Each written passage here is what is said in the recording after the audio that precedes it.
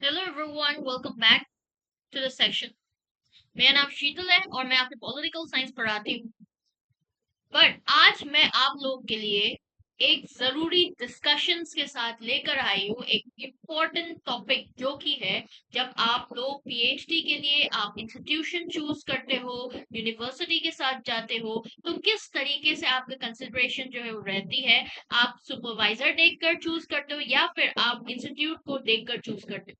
whether you choose accordingly towards a good supervisor या फिर आप renowned institutions जो है, आपके अलग अलग यूनिवर्सिटीज होती है, अलग अलग सब्जेक्ट्स के अनुसार उसके अनुसार चूज करते हो। तो कौन ज्यादा इंपॉर्टेंट है? प्रोफेसर जो आपको गाइड करेंगे आपके पीएचडी में, या फिर आपका जो रिनाउंड इंस्टीट्यूशन है जो प्रोवाइड करेंगे आपके लिए अलग अलग रास्ता, आपके लिए जो है अलग अलग आपका कॉन्फ्रेंसेस, आपका लैब्स, एक्सपेरिमेंट, ये सारे चीज जो प्रोवाइड करें, कौन ज्यादा इंपॉर्टेंट है? तो आज के सेशन में हम ये सब डिस्कस करने वाले हैं। तो इसी के साथ साथ सेशन को एंड तक जरूर देखना, उसी हिसाब से अपना चॉइस जो है वो ले। ठीक है। सबसे पहले मैं आप लोगों के साथ डिस्कस करूंगी सुपरवाइजर को लेकर। यहाँ पर ना जो आपके रिसर्च गाइड या फिर आप सुपरवाइजर जो बोलते हो, उनका बहुत बड़ा एक रोल रहता है जब आपका रिसर्च जर्नी शुरू करते हो ना। जब आप गाइड चूज करते हो या फिर आप जो है अपने टॉपिक के अनुसार जब ढूंढते हो कि मेरे टॉपिक के साथ ये वाला आपका सुपरवाइजर जो है, ये वाला प्रोफेसर जो है मेरे टॉपिक के साथ जाएगा, ये मेरे को हेल्प कर पाएंगे, जब आप देखते हो ना, तो उनका डायरेक्ट रोल होगा, तभी तो आप देखते हो, है ना। आपने इस रास्ते में कभी चले नहीं है, तो जिसने ऑलरेडी इस रास्ते में चल चुके हैं उनको तो आइडिया होगा। तो उनका डायरेक्ट रोल जो है आपके रिसर्च जर्नी पर, वो बहुत बड़ा एक रोल रहता है। गाइड जो है ना, वो हमेशा आपके रिसर्च क्वेश्चन फ्रेम करने में, मेथोडोलॉजी सिखाने में, एनालिसिस करने में हमेशा आपको गाइड करेगा। आप ऑल्दो सारे काम अपनी मेहनत से करोगे, खुद से करोगे, बट थोड़ा बहुत जो आपका हेल्प लगती है ना, उसमें आपका जो है सुपरवाइजर डायरेक्ट रोल निभाता है यहाँ पर। वो आप जब मान लो रिसर्च क्वेश्चन भी आपने फ्रेम कर लिया, आपने क्या मेथोडोलॉजी यूज करना है वो भी डिसाइड कर लिया, है ना, और कौन सा किस तरीके से जो है एनालाइज करना है वो भी डिसाइड कर लिया। तो ये सारे चीजें लेकर आप अपने गाइड को दिखाओगे, ये मैं ऐसे करने की सोच रहा हूँ या सोच रही हूँ, ऐसा रिसर्च क्वेश्चन फ्रेम कर लिया है ना। इसी तरीके से आप लेकर जाओगे अपने गाइड के पास, और वो फीडबैक प्रोवाइड करेंगे। कुछ सही हुआ तो तब भी बोलेंगे, कुछ गलत हुआ या फिर कुछ एड ऑन करने की जरूरत है, यहाँ पर उनका फीडबैक जो है बहुत ज्यादा मायने रखता है। आपको एक मेंटरशिप मिल जाता है, और उनका ऑलरेडी नेटवर्क्स बने होंगे, अलग अलग प्रोफेसर्स, अलग अलग यूनिवर्सिटीज के साथ ऑलरेडी लिंकअप्स होगा, तो एकेडमिक नेटवर्किंग में भी काम आता है।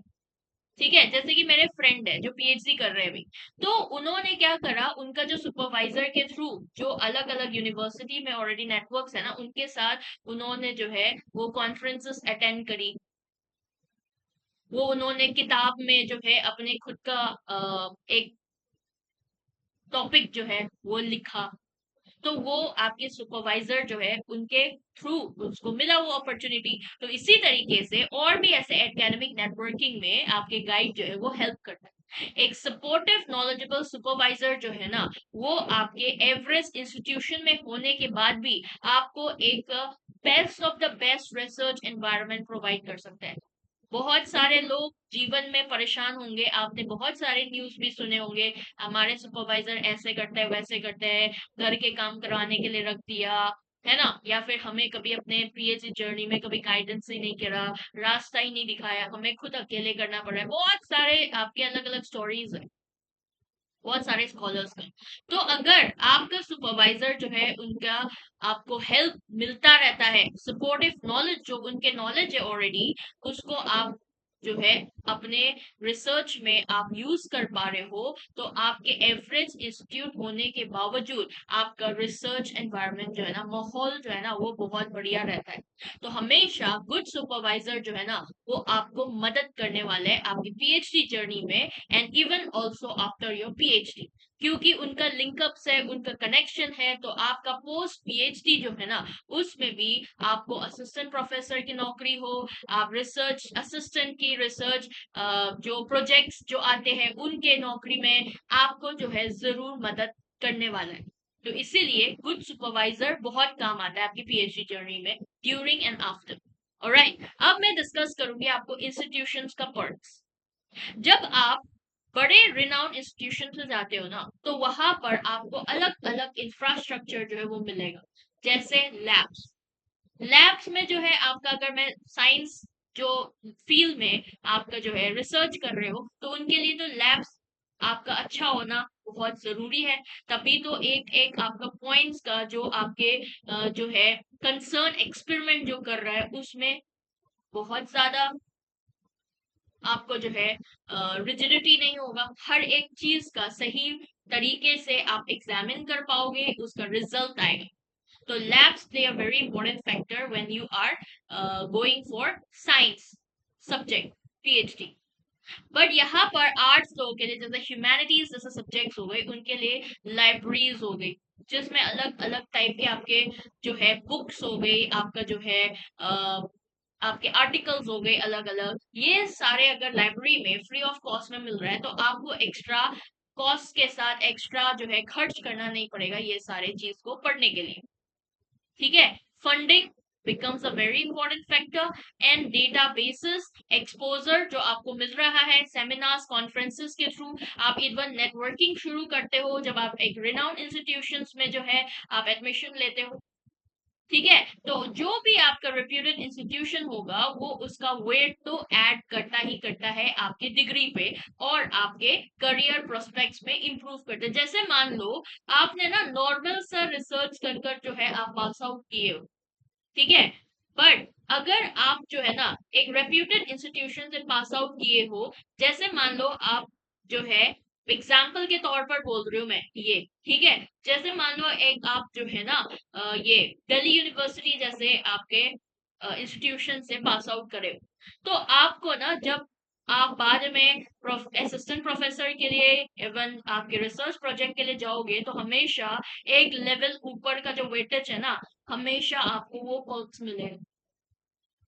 ठीक है, जैसे मान लो आप बाहर से भी अगर पीएचडी करके आए हो एक रिनाउंड इंस्टीट्यूशन से, बट आपने ना मतलब आपका जो पीएचडी जो करे है ना जिस फील्ड में, तो उसमें आपने ढंग से भी नहीं करा गया, बट फिर भी आप रिनाउंड इंस्टीट्यूशन से करके आए हो, तो आप जब इंडिया में अप्लाई करोगे ना आपके प्रोफेसर के लिए, असिस्टेंट प्रोफेसर की नौकरी के लिए, फर्दर आपका जो है करियर पे, तो आपको बहुत ज्यादा इंपॉर्टेंस मिलने वाला है उस इंस्टीट्यूट को लेकर। तो ये फायदा मिल जाती है इंस्टीट्यूशन की कल्चर यानी कि कोलैबोरेशन के ऊपर, आपके दूसरे लोगों के साथ रिसर्च पे जो फोकस, आपका ग्रांट्स वो अच्छा मिल जाते हैं अगर रिनाउंड इंस्टीट्यूट हो, और इन्फ्लुएंस करता है आपके क्वालिटी ऑफ योर वर्क पे। ठीक है, तो ये पर्क्स है अच्छा इंस्टीट्यूट होने का। बट अगर हम डिस्कस करें दोनों में से, सुपरवाइजर अच्छा होना और इंस्टीट्यूशन अच्छा होना, दोनों में से कौन सा इंपॉर्टेंट रहेगा, और आपको ध्यान रखकर दोनों में से कौन सा ऐसा चीज को ध्यान में रखकर हमें चूज करना चाहिए अपने इंस्टीट्यूट, तो अब ये डिस्कस करेंगे। अगर आपके रिसर्च जो है ना वो बहुत ज्यादा हाईली स्पेशलाइज्ड है, मेंटर के ऊपर ज्यादा डिपेंडेंट है, तो सुपरवाइजर का इंपॉर्टेंस जो है वो बहुत ज्यादा होने वाला है यहाँ पर। तो आपका एक स्ट्रॉन्ग गाइड जो है वो आपको अच्छा काम आपसे निकलवा सकता है। ठीक है, एक्सीलेंट काम जो है आपके मॉडस्ट इंस्टीट्यूट होने के बावजूद निकलवा सकता है। अगर आपका रिसर्च जो है उसमें एडवांस फैसिलिटीज की रिक्वायरमेंट ज्यादा है, फंडिंग्स की रिक्वायरमेंट ज्यादा है, ग्लोबल विजिबिलिटी की ज्यादा रिक्वायरमेंट है, तो यहाँ पर आपके इंस्टीट्यूशन जो है बड़ा रोल निभाता है। बट आइडली अगर आपको क्या चूज करना चाहिए, दोनों का बैलेंस जो है ना, एक आपका सुपरवाइजर भी ठीक है सही है और इंस्टीट्यूट भी सही है, दोनों का बैलेंस होना बहुत जरूरी है अगर आपको चूज करना है। और बहुत सारे रिसर्चर से आप पूछोगे ना कि किस तरीके से हमें चूज करना चाहिए, तो वो हमेशा बोलेंगे great supervisor in an average institution जो है ना वो हमेशा बेटर है rather than a poor supervisor in a top institution. ये हमेशा हर रिसर्च स्कॉलर बोलेंगे। जैसे अगर मेरे से कोई एग्जांपल पूछे ना कि ऐसा होता है क्या हमारे, कभी पहले भी हुआ है क्या कि हम नॉर्मल मीडियोकर सा हमारा सुपरवाइजर चूज करा और इंस्टीट्यूट बड़ा चूज करा होता है, और आपका सुपरवाइजर बहुत बेहतरीन बहुत बढ़िया सुपरवाइजर चूज करा बट इंस्टीट्यूट जो है वो नॉर्मल सा इंस्टीट्यूट चूज करा, वो भी होता है, दोनों जो है वो होते रहते हैं। ठीक है, पर अगर मैं बोलूँ ना कि good supervisor with average institute ना वो हमेशा आपको हायर लेवल पर लेकर जाएगा, जैसे एल्बर्ट आइंस्टाइन थे आपके, है ना। तो एल्बर्ट आइंस्टाइन और आपका मैक्स प्लैंक जो है ना उनके गाइड उनके सुपरवाइजर थे, दोनों जो है आपका मतलब बहुत बड़ा काम कर गया अपने जीवन में। जो आपके अल्बर्ट आइंस्टाइन जो है ना उन्होंने रिनाउंड यूनिवर्सिटी से शुरू नहीं किया था, दोनों ने नॉर्मल मीडियोकर इंस्टीट्यूट से शुरू किया, बट दोनों आपका जो देखो आइंस्टाइन कहाँ से कहाँ तक पहुंच गया, है ना। तो ये चीजें होती है, जैसे कि आपका इंडिया के केस में अगर मैं बोलूं तो अमर्त्य सेन हो गया, उन्होंने प्रेसिडेंसी कॉलेज से शुरू किया और उसके बाद जो है वो कैम्ब्रिज तक चले गए। तो प्रेसिडेंसी कॉलेज में जो है वहां पर तो आपका गाइड जो है अच्छा था, बट कॉलेज जो है ऑल्दो इंडिया में अब जाकर रिनाउंड हुआ है, ठीक है, बट आपके उनसे भी ऊपर ऊपर कहीं बढ़िया बढ़िया इंस्टीट्यूट है इंडिया में या फिर पूरा दुनिया भर में, पर वो गए कैम्ब्रिज में बाद में, है ना। जैसे कि जुआन रॉबिन्सन हो गया, मॉरिस डॉक हो गया, ये उनके गाइड थे अमर्त्य सेन का। तो गुड सुपरवाइजर जो है ना हमेशा आपको एक लेवल ऊपर हमेशा लेकर जाती है। इकोनॉमिक्स के फील्ड में देखो अमर्त्य सेन नोबेल लॉरेट है, नोबेल प्राइज विनर इकोनॉमिक्स का, बहुत बड़ा नाम है। तो इसीलिए जब आप चूज करो अपनी रिसर्च के लिए गाइड तो हमेशा अपने सुपरवाइजर को जो है देखकर चूज करें, इंस्टीट्यूट को देखकर नहीं। ठीक है, तो आई होप आप सभी लोगों को समझ में आ गए होंगे, और इसी के साथ साथ आप लोगों को और भी ऐसे ही आपके अलग अलग चीजें से रिलेटेड आपके जो है इस चैनल पर आता रहेगा। इसीलिए do subscribe the channel and thank you so much for watching. Session को पसंद आया तो जरूर लाइक करना और कमेंट में बताना कि आप लोगों को क्या लगता है, अपने राय जरूर बताना।